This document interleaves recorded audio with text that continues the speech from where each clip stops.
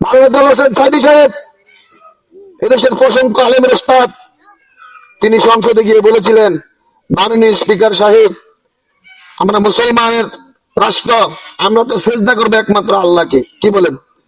আমরা সেজদা করবো কাকে? কিন্তু আমি আজকে সংসদে আইসা দেখলাম, আমি মাথা নিচু করে ঢুকতে হয়, সংসদের গেটটা নিচু। আমি তো আপনি স্পিকারের সাথে দিয়ে ঢুকতে হইছি।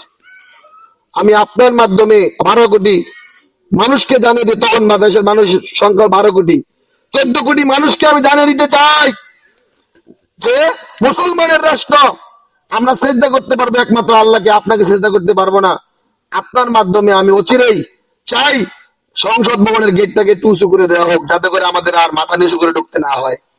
আলহামদুলিল্লাহ, সেই দিন এই কথা শোনার পর স্পিকার সাহেব পরবর্তী অধিবেশনে এই সংসদের গেটকে উঁচু করে দেওয়ার জন্য বাজেট পেশ করেছেন।